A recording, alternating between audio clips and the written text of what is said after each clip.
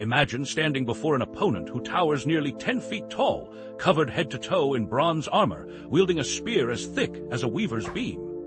Now imagine you're just a teenager armed with nothing but a sling and 5 smooth stones.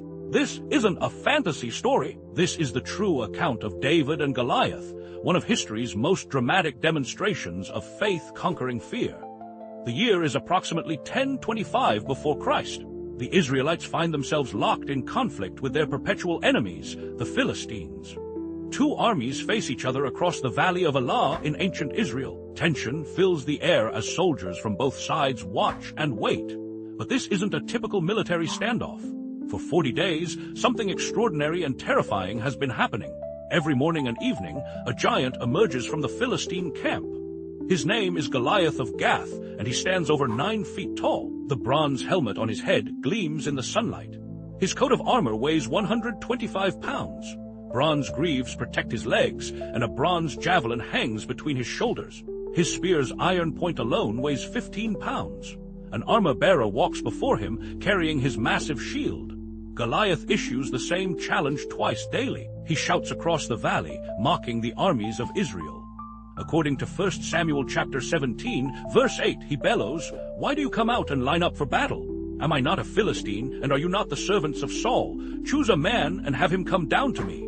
His proposal is simple yet terrifying. Single combat will decide the war's outcome. Winner takes all. The terms are clear. If an Israelite defeats Goliath, the Philistines will become Israel's subjects. But if Goliath wins, Israel will serve the Philistines. It seems like a reasonable offer, except for one problem. Not a single Israelite soldier will accept the challenge. King Saul himself, who stands head and shoulders above other Israelites, refuses to fight. Fear paralyzes the entire army. Enter David, a young shepherd from Bethlehem. He's the youngest of 8 sons born to Jesse. While his older brothers serve in Saul's army, David tends his father's sheep. He's not a trained warrior. He doesn't own armor or a sword. But David possesses something far more valuable than military equipment. He has unwavering faith in the living God. Jesse sends David to the battle lines with food for his brothers and their commander. David arrives just as the armies take their positions. He hears Goliath's defiant challenge echoing across the valley. But while the soldiers tremble, David responds differently. He's shocked and offended that this uncircumcised Philistine dares to defy the armies of the living God. David begins asking questions. What will be done for the man who kills this Philistine and removes this disgrace from Israel? The soldiers tell him about Saul's generous offer, great wealth, marriage to the king's daughter, and tax exemption for his family. But David isn't motivated by rewards. He's motivated by righteous anger that God's people are being mocked. David's oldest brother Eliab overhears him and becomes angry. He accuses David of being conceited and coming down just to watch the battle. But David brushes off the criticism. Word of his interest reaches King Saul, who summons the young shepherd. David volunteers immediately, declaring, "Let no one lose heart on account of this Philistine. Your servant will go and fight him." Saul's response is predictable. He tells David, "You are not able to go out against this Philistine and fight him. You are only a young man, and he has been a warrior from his youth." It's a logical objection based on worldly wisdom, but David isn't relying on worldly wisdom. He's relying on God. David explains his qualifications. While tending his father's sheep, he killed both a lion and a bear that attacked the flock. In 1 Samuel chapter 17, verse 37, David declares, "The Lord who rescued me from the paw of the lion and the paw of the bear will rescue me from the hand of this Philistine." His confidence doesn't rest in his own strength, but in God's faithfulness. Saul finally agrees and offers David his own armor. The king's tunic, coat of armor, and bronze helmet are placed on the young shepherd. David fastens Saul's sword over the armor and tries walking around, but he's not used to such equipment. He tells Saul, "I cannot go in these because I am not used to them." So David removes the armor. Instead, David takes his staff, chooses 5 smooth stones from a stream, and puts them in his shepherd's bag. With his sling in hand, he approaches the Philistine giant. It's an absurd sight. A teenage shepherd walking toward a 9-foot warrior. No armor, no sword, no military training, just faith.